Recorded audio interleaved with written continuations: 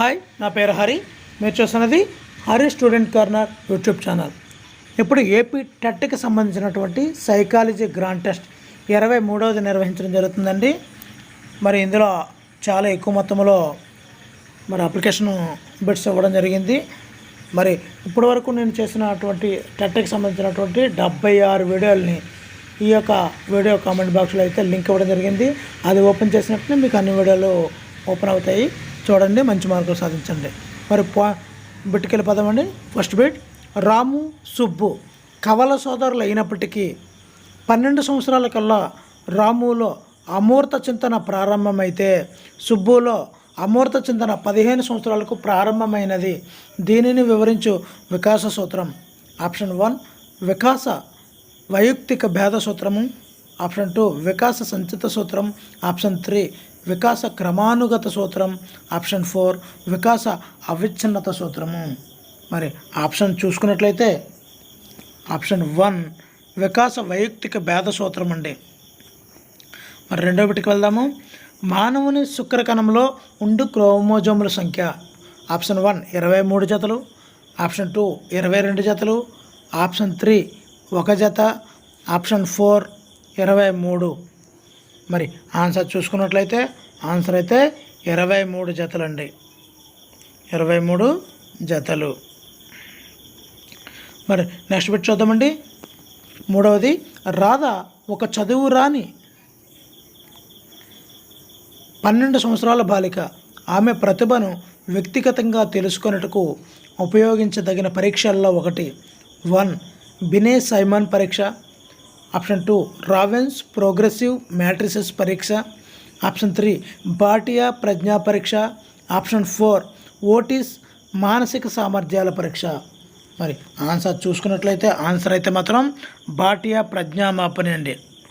Answer అయితే బాటియా ప్రజ్ఞామాపని. మరి next bit చూద్దామండి. ఫోర్త్ బిట్, ఒక వ్యక్తి భవిష్యత్తులో ఏ రంగంలో రాణిస్తాడో తెలియజేసే ప్రస్తుత స్థితిని ఏమంటాం? ఆప్షన్ 1 ప్రజ్ఞ. ఆప్షన్ 2 సహజ సామర్థ్యం. ఆప్షన్ 3 సృజనాత్మకత. ఆప్షన్ 4 అభిరుచి.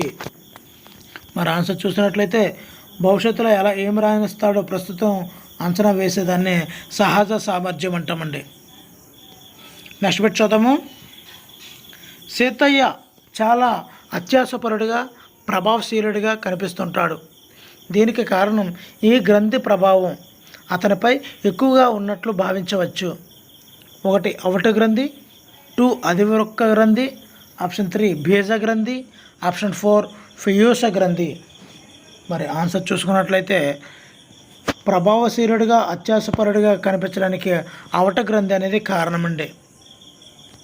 మరి నెక్స్ట్ బిట్ చూద్దాము. 6వది, ఒక క్లిష్ట పరిస్థితిని ఎదుర్కోవడంలో ఆటంకం ఏర్పడి శక్తి సామర్థ్యం ఉండి కూడా వైఫల్యం చెందడం వల్ల ఉద్భవించే బాధ ఏమిటి? 1 ఒత్తిడి. 2 సంఘర్షణ. 3 వ్యాకులత. 4 కుంఠనం. మరి ఆన్సర్ చూసినట్లయితే ఒక క్లిష్ట పరిస్థితిని ఎదుర్కోవడంలో ఆటంకం ఏర్పడితే దీనివల్ల కుంఠనం ఏర్పడుతుందండి. వ్యక్తిలో కుంఠనం అయితే ఏర్పడుతుంది. నెక్స్ట్ బిట్ చూద్దామండి. 7వది, రాములో క్రీడా నైపుణ్యం ఉన్న చిత్రలేఖన నైపుణ్యం అధికంగా ఉన్నది. కానీ తన తరగతి పిల్లలతో పోల్చినప్పుడు క్రీడా నైపుణ్యం కూడా ఎక్కువగా ఉన్నది. ఇది ఏ వైయక్తిక భేదమునకు ఉదాహరణ? 1 వ్యక్తంతర భేదము. 2 వ్యక్తంతర్గత భేదము. 3 వ్యక్తంతర్గత భేదము.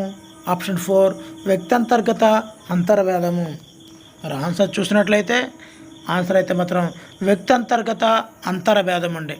వ్యక్తంతర్గత అంతర్గత భేదము. నెక్స్ట్ బిట్ చూద్దామండి. 8వది, పరీక్ష తప్పిన రాము పరీక్ష చాలా కష్టంగా ఉంది, మా స్నేహితులందరికీ అలానే కష్టంగా ఉందట అని చెప్పుటలో విద్యార్థి ఉపయోగించుకున్న రక్షక తంత్రం ఏమిటి? 1 దమనం. 2 ప్రతిగమనం. 3 ప్రక్షేపణం. 4 హేతికీకరణం.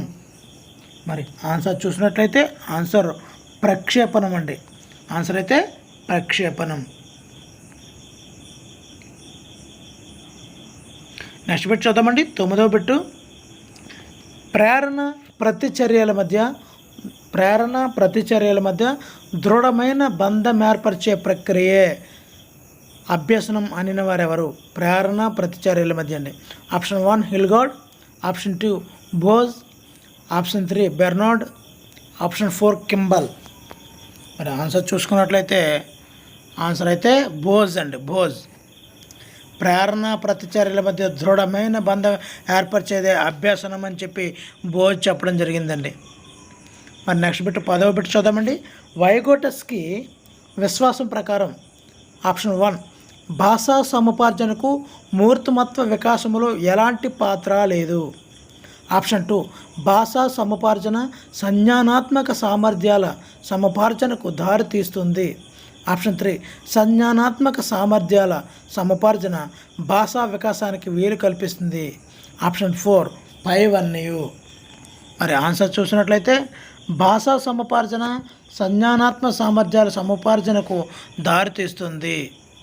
ఇది వైగోటస్కి విశ్వాసం ప్రకారము. నెక్స్ట్ బిట్ 11వ బిట్ చూద్దామండి.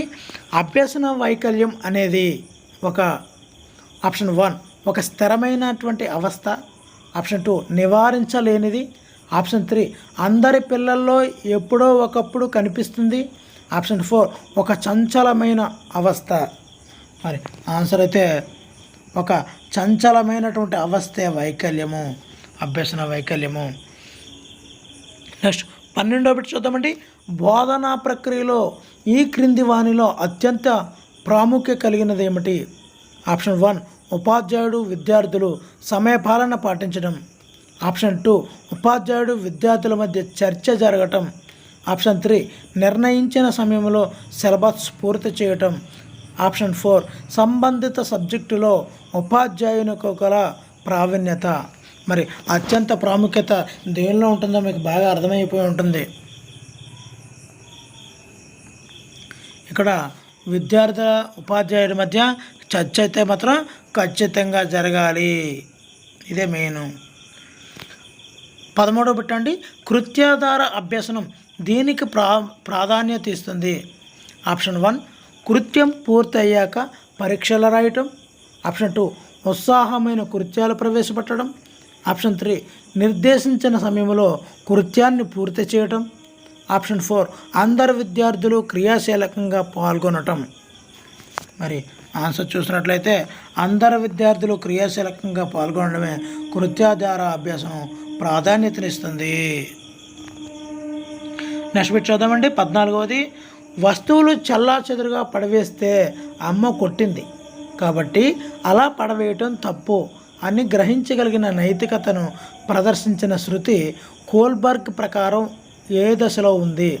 ఆప్షన్ 1 పూర్వ సాంప్రదాయ 1వ దశ, ఆప్షన్ 2 పూర్వ సాంప్రదాయ 2వ దశ, ఆప్షన్ 3 సాంప్రదాయ 3వ దశ, ఆప్షన్ 4 సాంప్రదాయ 4వ దశ. మరి ఇది కొడితే దెబ్బ తగిలితే తప్పు అనే సంప్రదాయం ఉన్న దశే పూర్వ సాంప్రదాయ 1వ దశ అండి.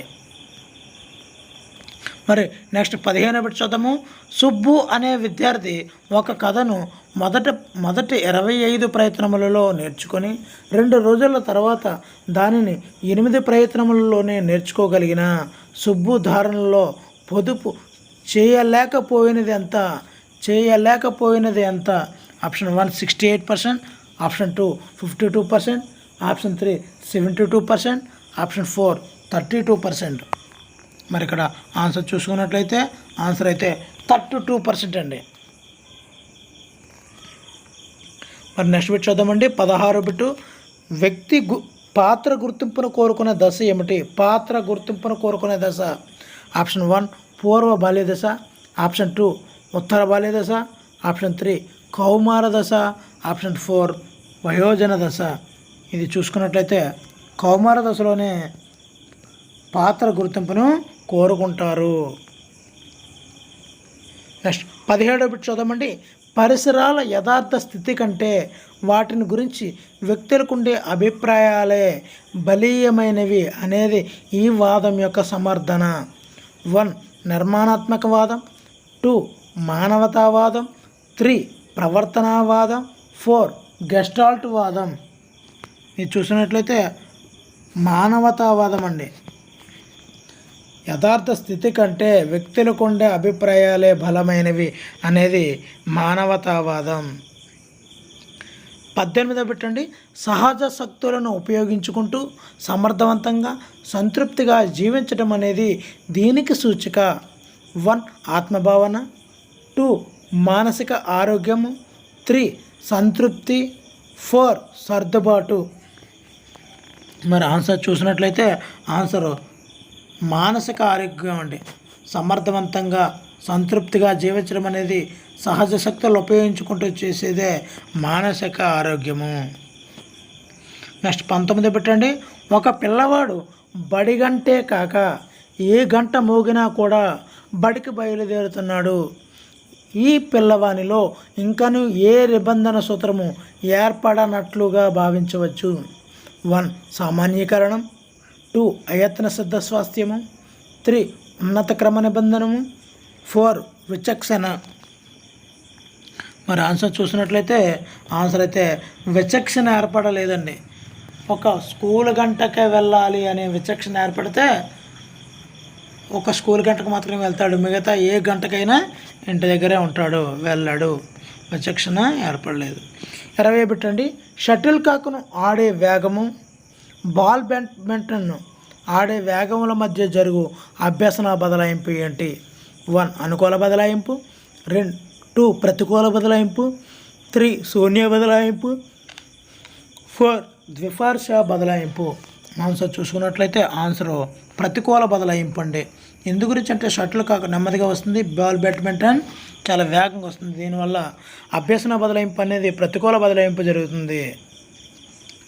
21 చూద్దామండి. చైల్డ్ రైట్ కన్వెన్షన్ చట్టం ప్రకారం బాలలు అనగా ఆప్షన్ 1 14 సంవత్సరాల లోపు బాలలందరూ, ఆప్షన్ 2 18 సంవత్సరాల లోపు బాలలందరూ, ఆప్షన్ 3 16 సంవత్సరాల లోపు బాలికలు మరియు 18 సంవత్సరాల లోపు బాలురు, ఆప్షన్ 4 12 సంవత్సరాల లోపు బాలలందరూ కూడా బాలలు అంటారు. మరి ఆన్సర్ చూసుకున్నట్లయితే ఆన్సర్ అయితే 18 సంవత్సరాల లోపు వాళ్ళందరినీ కూడా మనం చైల్డ్ రైట్ కన్వెన్షన్ రైట్ చట్టం ప్రకారం బాలలంటే 18 సంవత్సరాల లోపు బాలలందరినీ కూడా బాలలనే మనం పిలుస్తాము. 22 పెట్టండి. అభ్యసన యొక్క మూల్యాంకనమునకు చెందని సాధనం ఏమిటి? 1 యూనిట్ పరీక్షలు, 2 అంత్య పరీక్షలు, 3 త్రైమాక్షిక పరీక్షలు, 4 నియోజనములు. ఆన్సర్ అయితే నియోజనములండి. నెక్స్ట్ బిట్ చూద్దామండి. 23 బిట్టు.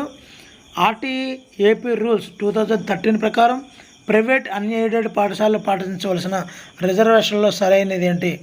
అనాథలు, షెడ్యూల్ కులాలు, షెడ్యూల్ తెగలు, బలహీన వర్గాలు. 4%, 6%, 8%, 5%, 10%. ఇక్కడ చూసుకున్నట్లయితే ఆన్సర్ చూసుకున్నట్లయితే 3 అండి. అంటే 1C అండి. అంటే అనాథ పిల్లలకి 5% రిజర్వేషన్, 2D అంటే ఎస్సీ వాళ్ళకి 10%, 3A అంటే ఎస్టీ వాళ్ళకి 4%, మైనార్టీలకి 6% అనేది రిజర్వేషన్ అయితే ఉండడం జరుగుతుందండి. మరి 24 పెట్టి చూద్దామండి. ఈ క్రింది వానిలో అంతర్గత ప్రేరణ ఏమిటి? 1 పిల్లవాడు బహుమతికి ఆశపడి హోంవర్క్ చేయటం, 2 పిల్లవాడు శిక్షకు భయపడి హోంవర్క్ చేయడం, 3 పిల్లవాడు తన ఇష్టం మేరకు హోంవర్క్ చేయడం, 4 పిల్లవాడు పోటీ వలన హోంవర్క్ చేయడం. మరి ఆన్సర్ చూసుకున్నట్లయితే ఆన్సర్ అయితే తన ఇష్టం మేరకు హోంవర్క్ చేయడం అనేది అంతర్గత ప్రేరణ. మనం బహుమతి ఇస్తే, శిక్షిస్తే అది బహిర్గత ప్రేరణ అవుతుంది. దానివల్ల ఆ విద్యార్థి ప్రేరణలోనే చేస్తుంటాడు తప్ప అది అంతర్గత ప్రేరణ అయితే కాదు. నెక్స్ట్ బిట్ చూద్దామండి. 25వది. పక్షి అనుభావనను స్కెమాటాగా ఏర్పరచుకున్న బాలుడు మొదటి విమానమును పక్షిగా భావించిన రాము విమానంను పునఃశిక్షణ ద్వారా అది పక్షి కాదు విమానం అనే భావనను గ్రహించి జ్ఞానాత్మక వ్యవస్థలోకి దానిని చేర్చుటను వివరించే పియాజే కార్యనియమం ఏమిటి? 1 స్వాయత్తీకరణం, 2 తదాస్తీకరణం, 3 వ్యవస్థీకరణం, 4 అనుగుణ్యత. మరి దీనికి ఆన్సర్ అనుగుణ్యం అండి. 26 బిట్ చూద్దామండి. జాతీయ విద్యా ప్రణాళిక చట్టం ప్రకారం జాతీయ పాఠ్య ప్రణాళిక చట్టం ప్రకారం దేశంలోని వివిధ ప్రాంతాల్లో పోల్చదగిన నాణ్యతకు భరోసా ఇచ్చుటకు ఈ క్రింది వానిలో ఒకటి అభిలషణీయమైనటువంటి ఏర్పాటు. 1 కామన్ సిలబస్,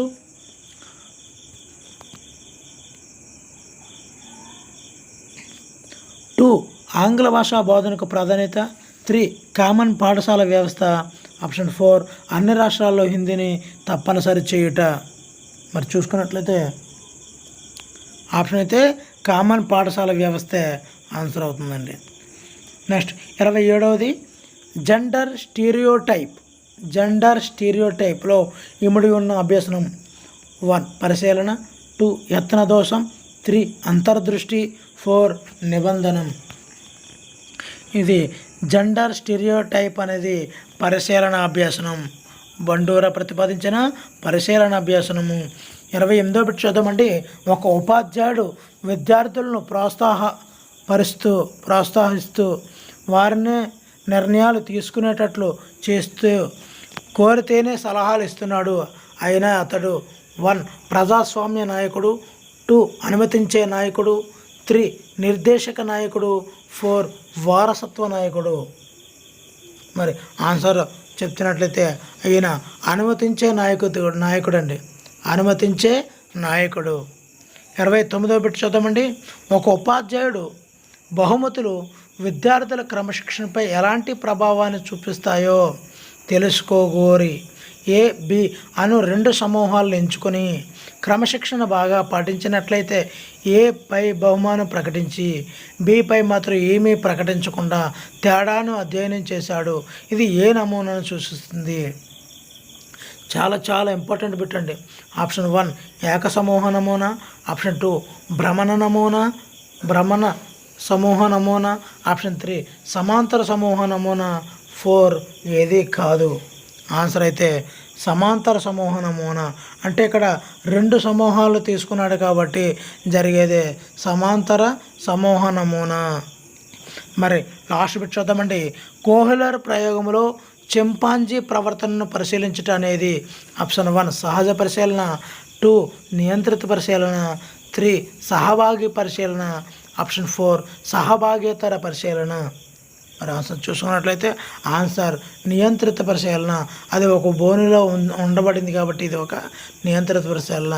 ఇంత మంచి బిట్లను అప్లైడ్ బిట్లను అందించినటువంటి ఈ వీడియోకి దయచేసి లైక్ చేయండి. ఇంకా సబ్స్క్రైబ్ చేసుకోకపోతే దయచేసి సబ్స్క్రైబ్ చేసుకోండి. Thank you for watching. Please subscribe my channel. Me Hari shining out.